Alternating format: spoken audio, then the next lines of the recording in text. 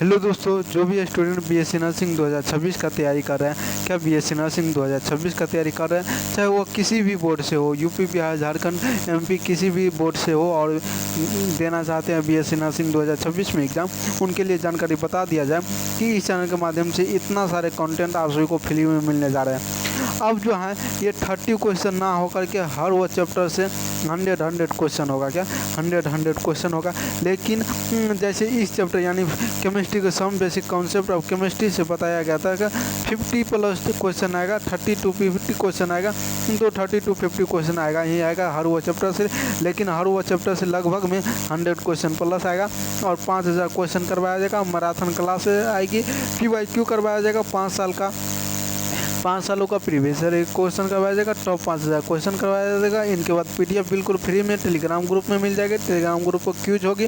तो चलिए आज की क्लास को शुरुआत करते हैं। ये जो फ्री बैच होने वाली है 2026 के लिए, जितने भी स्टूडेंट प्रिपरेशन कर रहे हैं 2026 में, वो सारे स्टूडेंट ये क्लास कर सकती हैं और किसी भी बोर्ड से हो तो तैयारी कर सकते हैं। तो चलिए आज की क्लास को शुरुआत करते हैं। क्या आज की क्लास को शुरुआत करते हैं टॉप 30 क्वेश्चन से, और जिसमें आप सभी को बता दिया जाए कि पिछले क्लास में 1 to 10 तक हो गया था क्वेश्चन। क्या है 1 to 10 तक क्वेश्चन हो गया था, आज 10 से आगे चलेगा। क्या 10 से आगे चलेगा, तो आप सभी इस चैनल पे जुड़े रहिएगा, लास्ट तक बने रहिएगा, तो आप सभी को पूरी क्वेश्चन का जानकारी दिया जाएगा। और जो भी स्टूडेंट तैयारी कर रहे हैं पैरामेडिकल, पॉलीटेक्निक, BSc नर्सिंग और बीटेक का, तो वह स्टूडेंट इस चैनल से जुड़ सकते हैं। 2026 के लिए पूरी जानकारी दिया जाएगा। पूरी तरह से क्लास चल रही है और एक सिस्टमेटिक तरीके से चल रही है, तो आप सभी जुड़े रहिएगा और आप सभी को डेली क्लास लगभग में आती रहेगी। क्या डेली क्लास आती रहेगी। तो चलिए आज की क्लास को शुरुआत करते हैं। तो आप सभी को ये क्वेश्चन जो होमवर्क में था, तो इस क्वेश्चन का राइट आंसर क्या होगा आप सभी को पता हो गया होगा। इस क्वेश्चन का राइट आंसर क्या होगा, आणविक द्रव्यमान का इकाई क्या होता है, AMU होता है। क्या AMU, या इसी को शॉर्ट तरीके से U लिख सकते हैं। क्या U लिख सकते हैं, जिसका यूनिफाइड मास यूनिट होता है। U का नाम क्या होता है, यूनिफाइड मास यूनिट। क्या होता है, U का नाम यूनिफाइड मास यूनिट होता है। ये आप सभी लिख लीजिए। AMU मतलब एटॉमिक मास यूनिट होता है। क्या एटॉमिक मास यूनिट होता है AMU का फुल फॉर्म। तो ये आणविक द्रव्यमान का इकाई होती है। क्या यूनिट होती है। इस तरह से 16 ग्राम कार्बन, 16 ग्राम CH4 में, क्या 16 ग्राम CH4 में कितने हाइड्रोजन परमाणु होते हैं। क्या हाइड्रोजन परमाणु कितना होता है, 16 ग्राम CH4 में हाइड्रोजन परमाणु कितना होता है। तो सबसे पहले आणविक द्रव्यमान निकाल लेना है। CH4 का आणविक द्रव्यमान कितना होता है, तो कार्बन का 12 होता है द्रव्यमान, प्लस में हाइड्रोजन का 1 गुना 4 4 है, और 1 द्रव्यमान होता है हाइड्रोजन का, तो ये गुना होकर के 4 ही रह जाएगा, और 12 4 कितना हो जाएगा 16। और 16 ग्राम में CH4 में कितने हाइड्रोजन परमाणु होंगे, तो ये निकालने के लिए क्या आप सभी को फार्मूला पता है कि मोल बराबर फार्मूला क्या होता है। मोल बराबर फार्मूला आप सभी को बताया गया था। मोल बराबर द्रव्यमान बटे आणविक द्रव्यमान। क्या आणविक द्रव्यमान ये बताया गया था। तो आप सभी को द्रव्यमान दिया गया 16 ग्राम और आणविक द्रव्यमान 16 ग्राम, मतलब 1 मोल, और 1 मोल जो होती है किसके बराबर होती है, 6.022 गुने 10⁻23 के बराबर। कितना होता है, 10⁻23 के बराबर।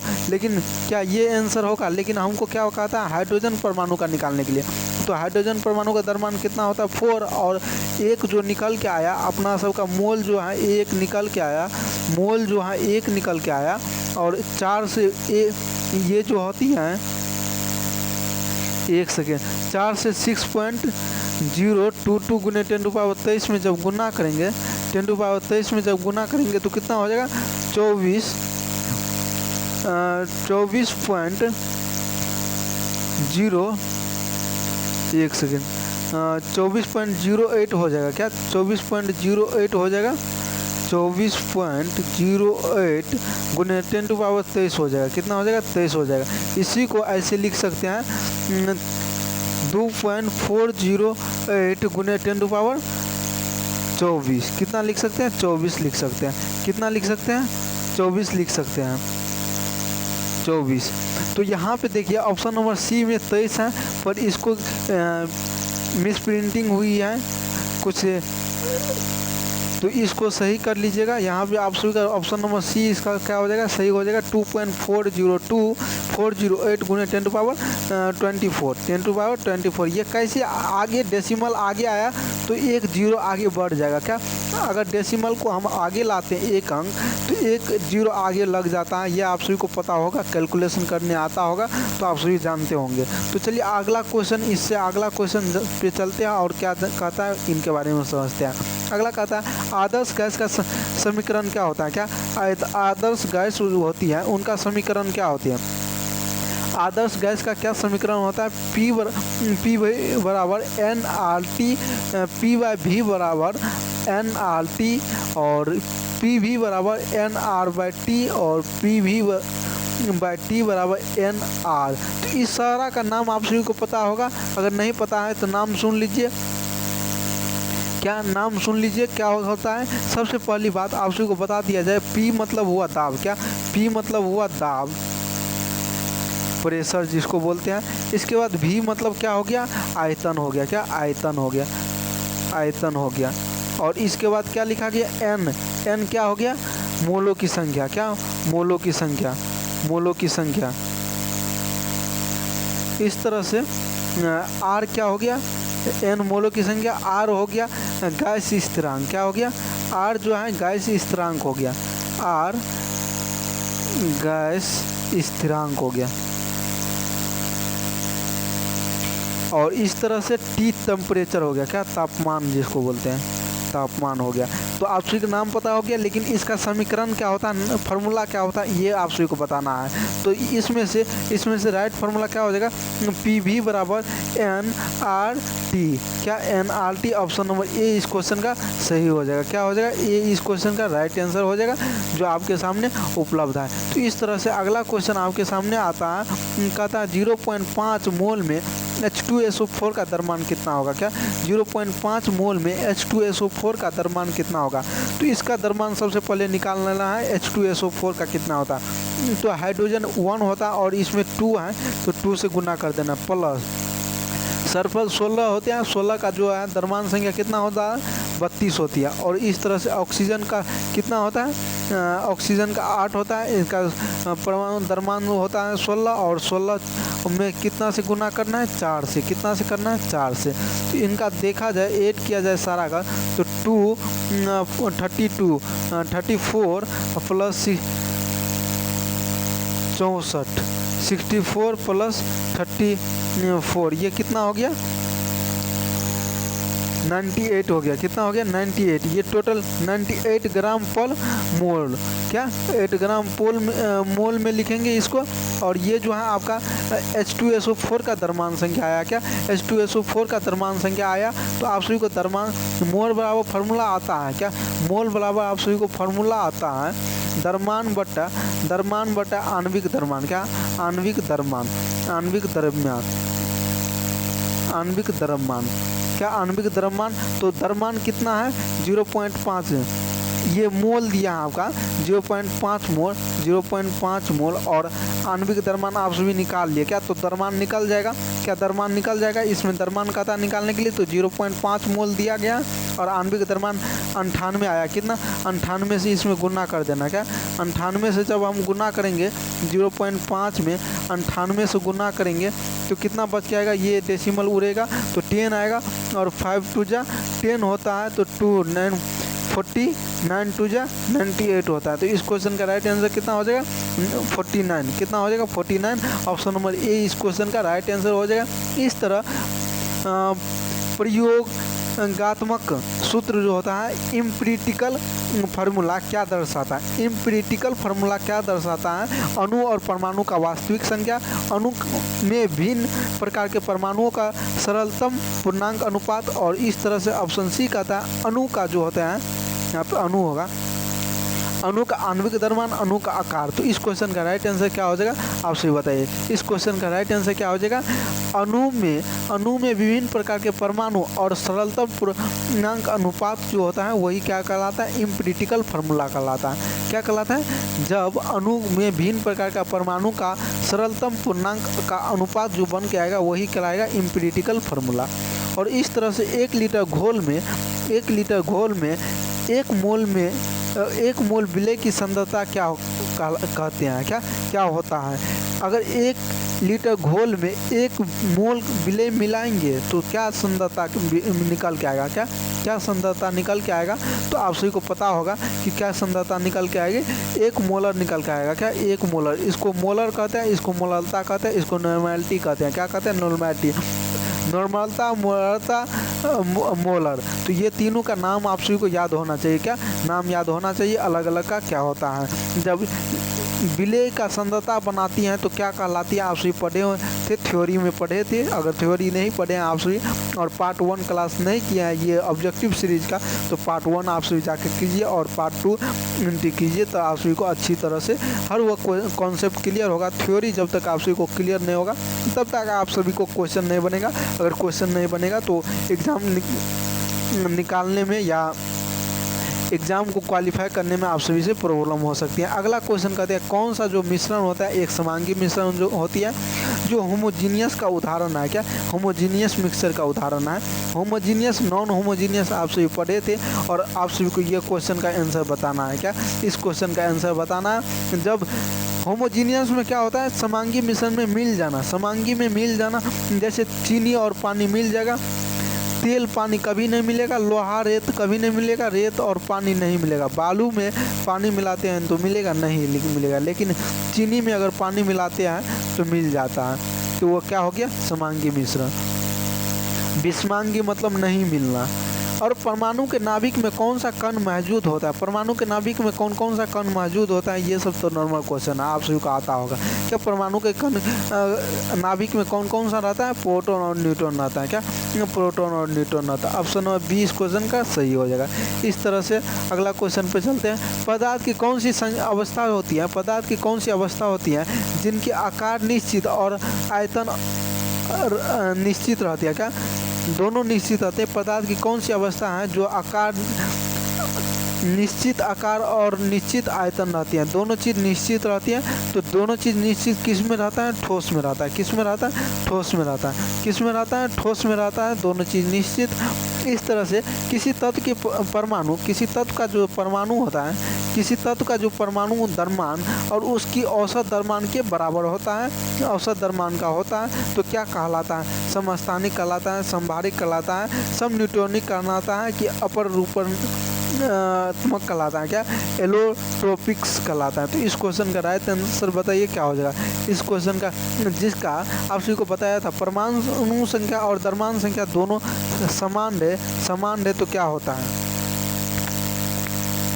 क्या कहता है, किसी तत्व का परमाणु द्रव्यमान और उसकी औसत द्रव्यमान के बराबर होता है तो वो क्या कहलाता है, आप सभी बताइए, समस्थानिक कहलाता है। क्या कहलाता है, समस्थानिक। संभारिक आप सभी को बढ़िया से आता है। और इस क्वेश्चन का राइट आंसर क्या हो गया, ए हो गया। इस तरह से अगला क्वेश्चन कहता है अणु का भार को गणना के लिए, अणु के भार को गणना करने के लिए प्रयुक्त किया जाता है। अणु के भार को गणना करने के लिए किसका प्रयोग, केजी, ग्राम, यू या मोल। तो अभी आप सभी को बताया गया यू का क्या बोलते हैं, यूनिफाइड मास लोड बोलते हैं। क्या यूनिफाइड मास लोड बोलते हैं। क्या यूनिफाइड मास यूनिट बोलते हैं, जो यू होता है। और इसका जो है आप सभी बताइए क्या हो जाएगा। इस क्वेश्चन का राइट आंसर क्या हो जाएगा, ऑप्शन नंबर सी इस क्वेश्चन का सही हो जाएगा। अणु का भार का गणना प्रयुक्त करने के लिए यू का यूज किया जाता है।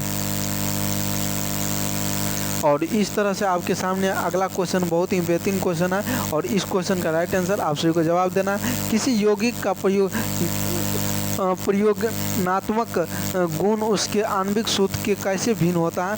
आणविक सूत्र और परमाणु की वास्तविक संख्या, प्रयोगात्मक सूत्र परमाणु की वास्तविक संख्या दोनों। और इनमें से अगला क्वेश्चन है ऑप्शन नंबर डी है, आणविक सूत्र केवल अकार्बनिक यौगिकों के लिए होता है। तो इस क्वेश्चन का राइट आंसर क्या हो जाएगा, आप सभी बताइए। इस क्वेश्चन का राइट आंसर क्या होगा, आप सभी बताइए।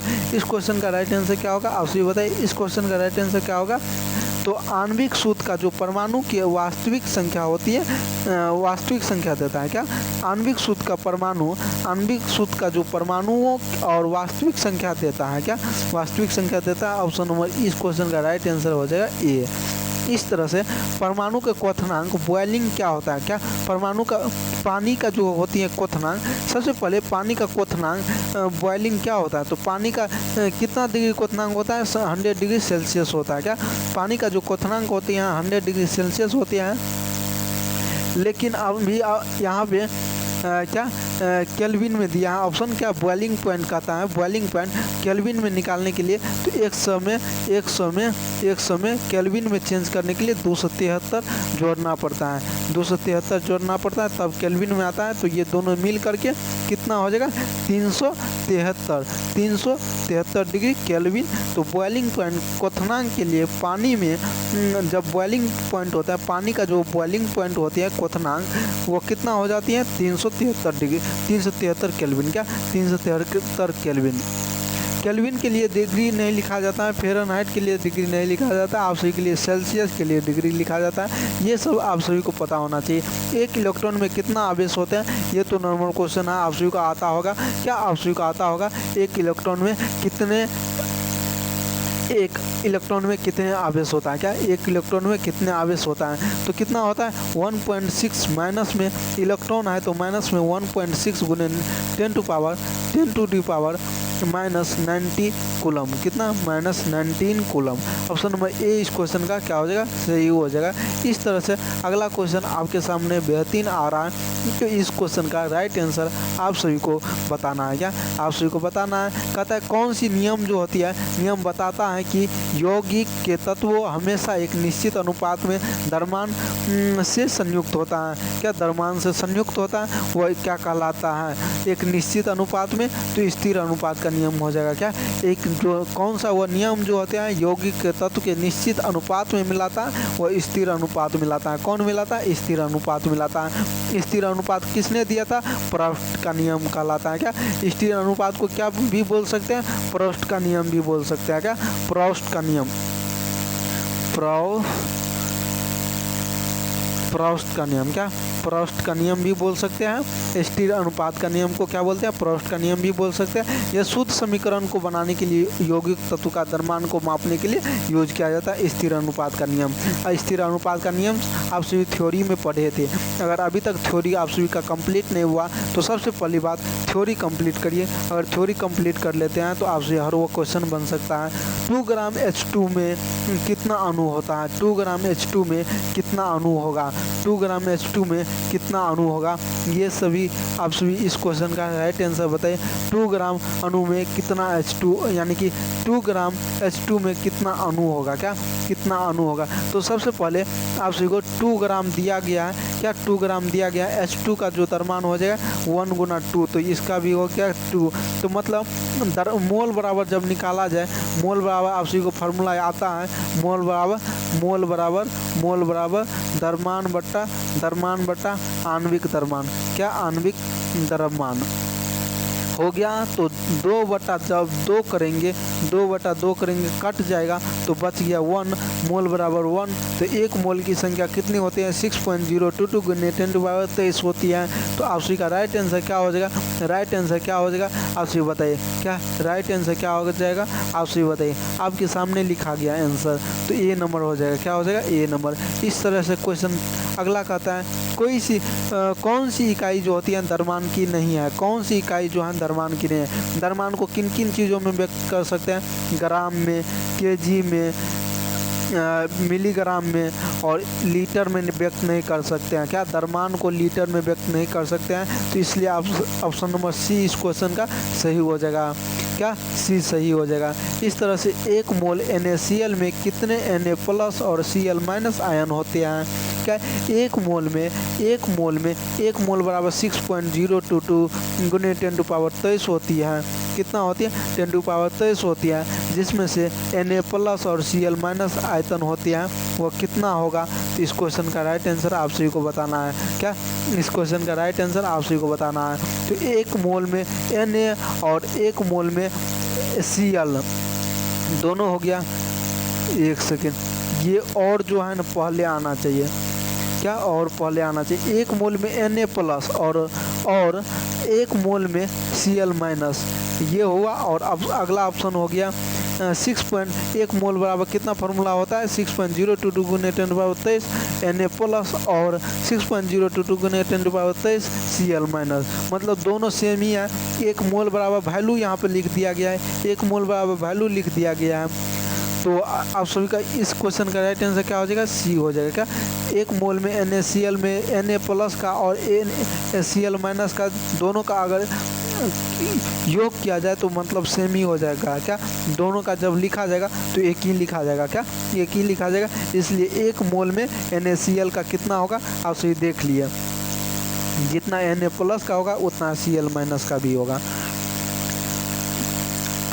तो आज की क्लास यहीं तक रखते हैं और अगला क्लास बायोलॉजी का क्लास होगा, फर्स्ट चैप्टर होगा, तो आप सभी जुड़ना मत भूलिएगा। और बायोलॉजी का क्लास आप सभी को इस तरह से लाया जाएगा और जितना चैप्टर बताया गया था उन सारे का अभी तैयारी चल रहा है, उन सारे का नोट्स तैयार कर रहे हैं आपके लिए। और ये नोट्स सारे आप सभी को टेलीग्राम ग्रुप में मिल जाएगा और जो नोट्स बना रहे हैं वो भी टेलीग्राम ग्रुप में मिल जाएगा। तो आप सभी निश्चित रहिएगा, अगर PDF ना मिल पाता है कभी कभी तो आप सभी उसका ध्यान रखिएगा, जल्दी आप सभी को PDF मिलने का कोशिश करेंगे। और हर वह PDF मिलेगी, नोट्स मिलेगी, और कोई प्रॉब्लम होती है तो आप सभी पूछ भी सकते हैं, पूरी जानकारी भी दिया जाएगा।